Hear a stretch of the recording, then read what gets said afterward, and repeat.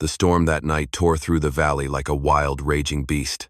Jonas Ward lashed the window frame shut, the oil lamp swaying with every gust of wind. Then came a knock at the door.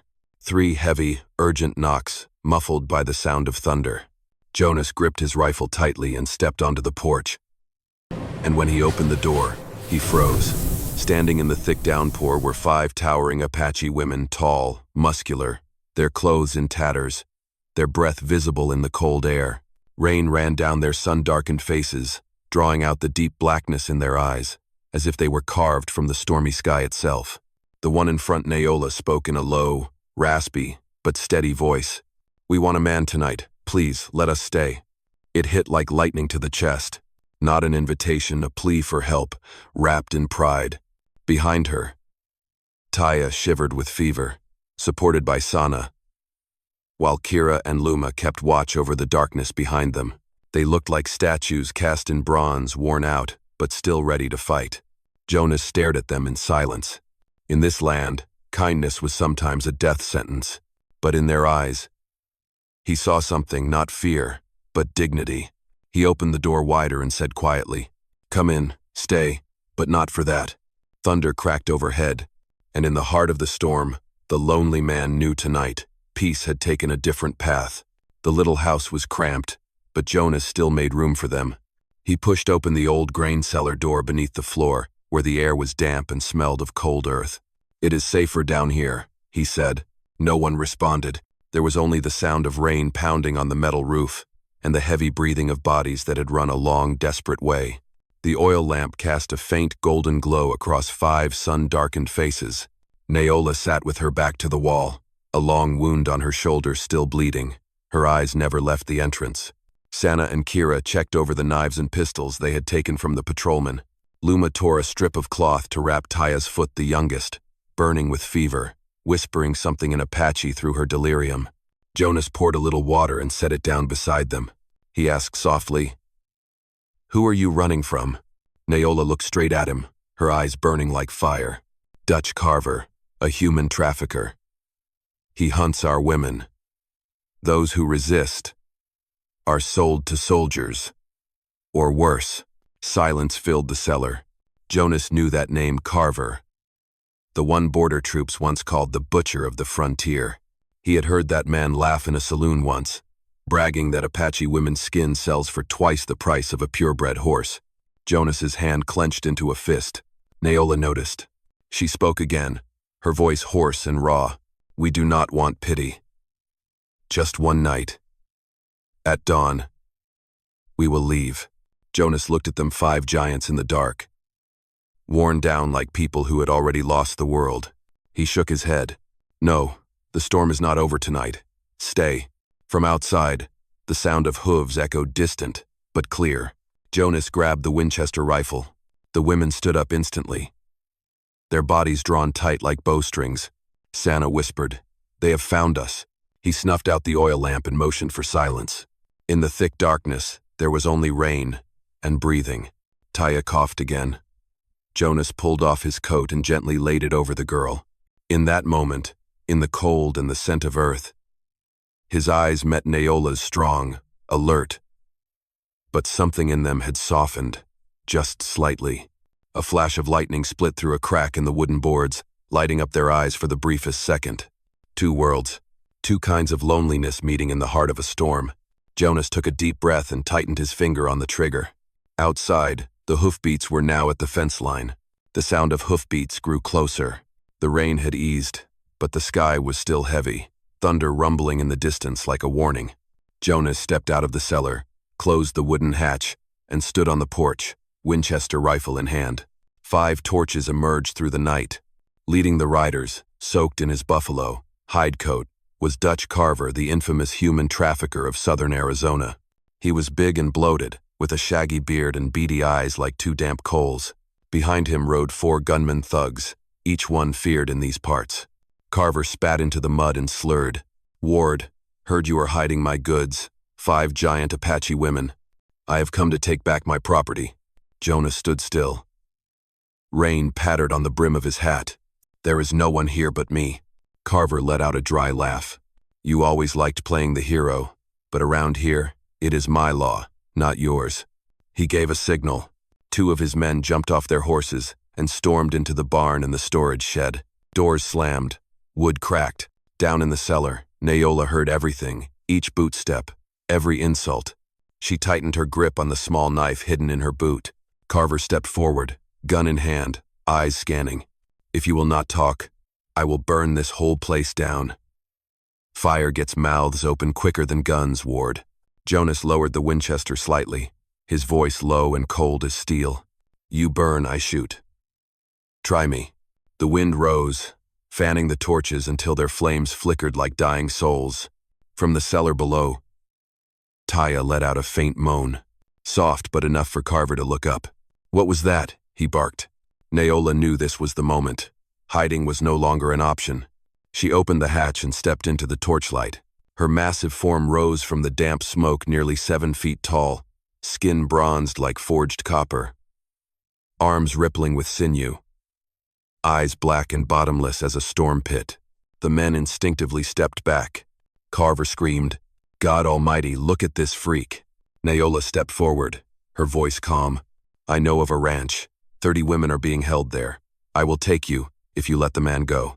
Jonas turned to her, his eyes full of anger, but Naola just shook her head slightly, her gaze firm. Carver grinned the grin of a man who thought he had already won. "Good. Deal. You come with me. And him, I take him too, just in case." He signaled for Jonas to be tied up. Below, Sana, Kira, and Luma gripped their knives, but Naola motioned for them to stay quiet. In the dark of night, they were dragged away beneath torchlight, and the real storm was only just beginning. Morning broke as Dutch Carver's riders crossed the fog-choked valley. Jonas walked in the middle of the guards, his hands tied, his back caked with mud. Beside him, Naola rode with her hands bound, her head held high. Even in chains, she carried herself like a warrior, strong, cold, and unyielding. Carver glanced over at her and sneered, "I have seen many Apache, but none like you. Do what you are told, and you might live." Naola said nothing. Her eyes stayed on the horizon, where streaks of crimson stretched across the morning sky. In that light, she thought of Taya, her youngest sister, still burning with fever, still hidden in the cellar with the others. If her plan failed, they would all die. Jonas whispered, his voice rough from the cold, "What are you planning?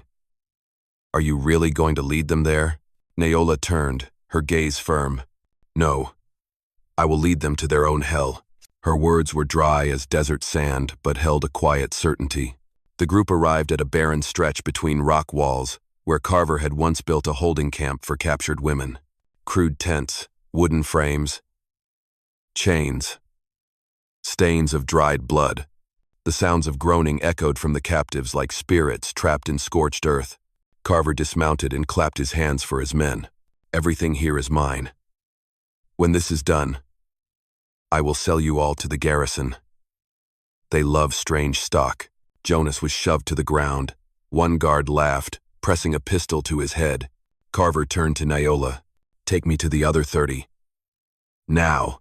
Naola's lip curled into a faint smile, and for a moment, her black eyes gleamed the look of someone about to strike. She jerked her chin toward the tent. "They are in there." Carver motioned for 2 of his men to move. As they bent down to open the flap, the small knife hidden in Naola's hair flashed out. One strike, the blade sank deep into the first man's shoulder. Blood sprayed across the morning mist. Jonas lunged, slamming into the man with the gun, grabbing the Winchester. A gunshot cracked, echoing through the valley like thunder. Carver stumbled back, furious. Kill them all. But it was too late. From the rocks above, Sana, Kira, and Luma descended like falling thunder, 3 towering bodies crashing into the camp. The prison exploded into chaos. Flames erupted from oil barrels. Black smoke twisted through screams and gunfire. Naola stood in the center of the blaze, firelight licking her bronze skin. Her face calm like a war goddess made of stone. She turned to Jonas, voice steady and deep. "Now, it is our turn to open the doors." And behind the tents, the chained women began to rise. "Thank you so much for being here with me." If this story stirred old memories, dusty afternoons, the echo of hooves pounding in your heart, then subscribe to my channel, so that each day we can sit together once more, and I will tell you another story from the Wild West. The red sunrise burned like an open wound. Smoke rose from Carver's camp, curling into the valley sky, the scent of blood and burning oil mixing into the thick perfume of freedom. The early wind blew through, carrying the cries of the defeated. Jonas Ward crouched low, loading his Winchester, eyes sharp as steel.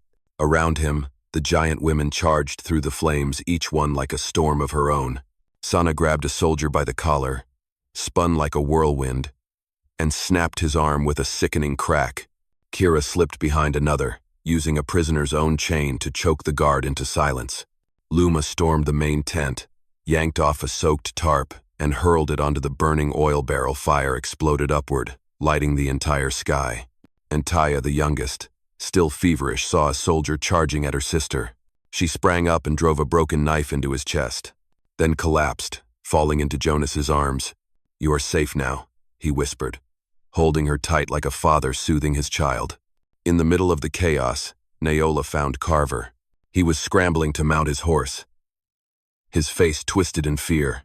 She stepped toward him, each stride heavy as a hammer pounding in his chest. "You called us cargo." I was just trading. That is the law of this land." "No," Naola said, her voice low and final. "That is a crime." She lunged, ripped the gun from his hand, and struck his shoulder hard with the butt. Carver screamed and fell into the mud. Jonas raised his rifle, but Naola held up a hand.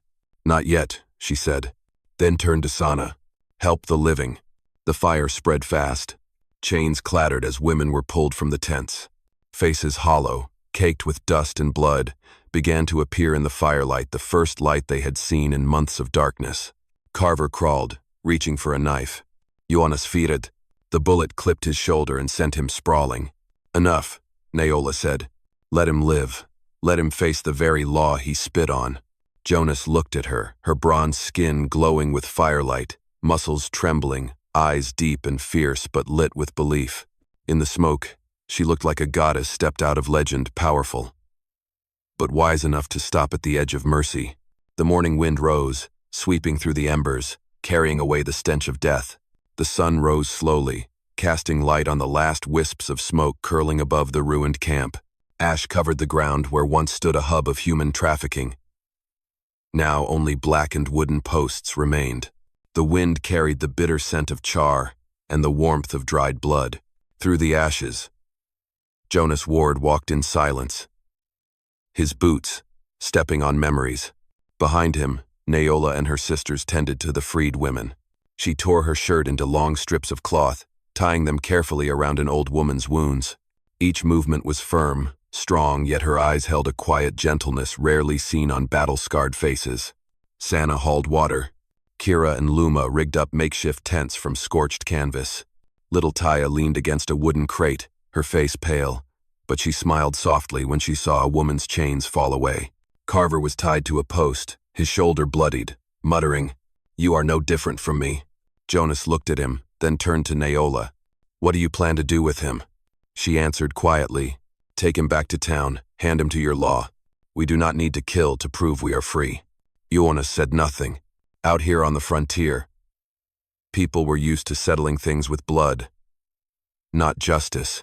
But hearing her words, something in him eased, like the weight of war finally lifting. Naola sat beside him, her gaze fixed on the rising sun beyond the ridgeline. "Freedom," she whispered, "is not something given. It is when you still carry compassion, even among the ashes." Jonas turned to her. The light caught her bronze skin, the swell of muscle, the long scar running across her shoulder. In all that fierce presence, he saw something no battlefield had ever taught him, the grace of someone who had been broken, but chose mercy anyway. He stood, tightened Carver's ropes, then grabbed the horse's reins. "Let's go." To the marshal's post. Before they left, Sana knelt in the ash and planted a broken knife into the ground. For those who did not live to see the morning, the group fell silent. Wind swept through, lifting the ashes in long silver ribbons. As they rode away from the camp, the morning light bathed their tall, blood-streaked bodies soaked in sweat, but eyes shining brighter than ever. They had won not just with blades, but with the mercy that still burned in their hearts. By the time they reached the western rise, the rain had stopped. Evening light spilled across the wet grass, golden and thick like honey.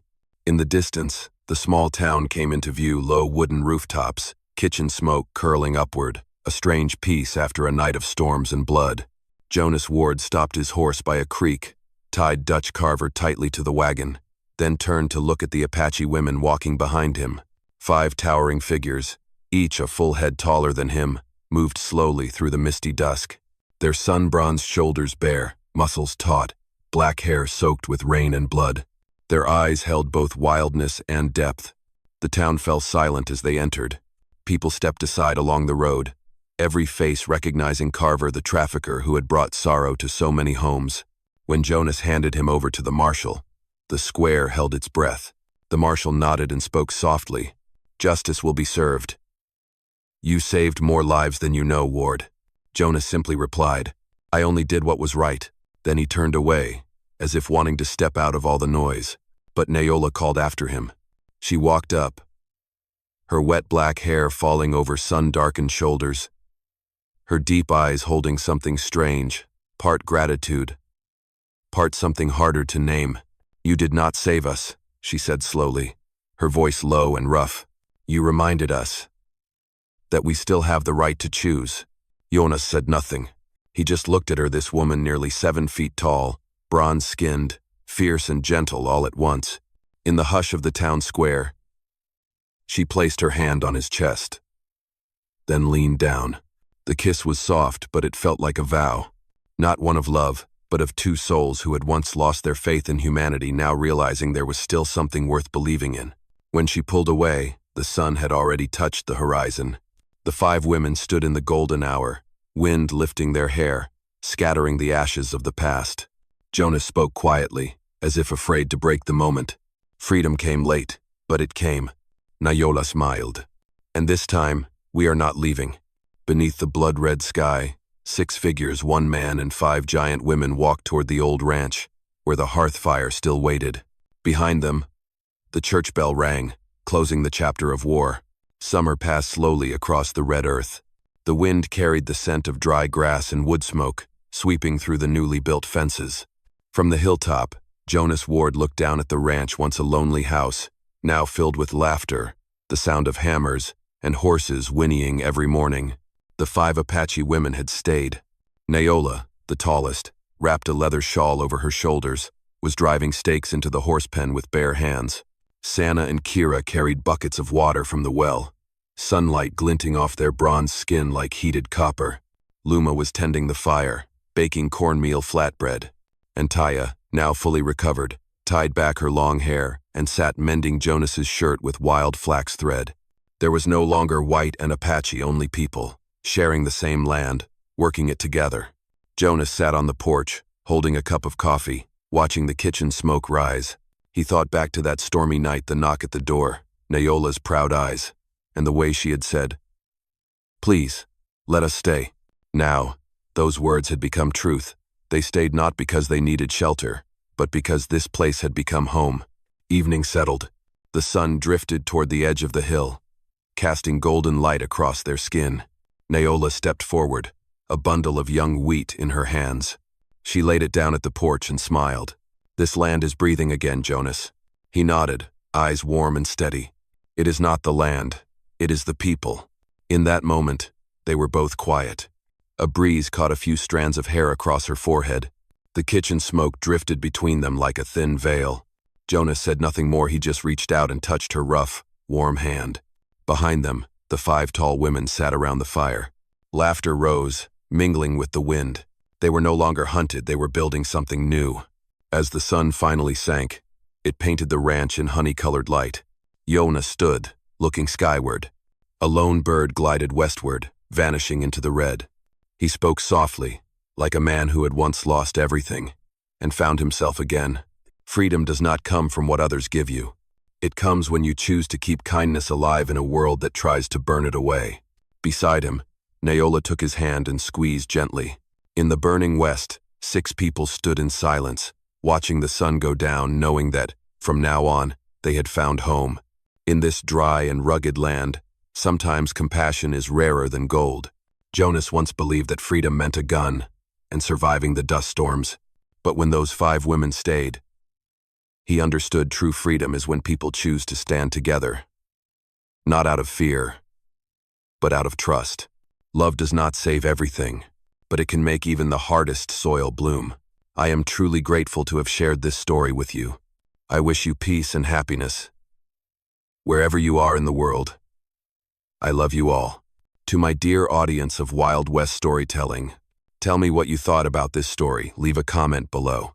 Type the number 8 if you enjoyed it. And do not forget to subscribe to the channel for more thrilling stories from the Wild West.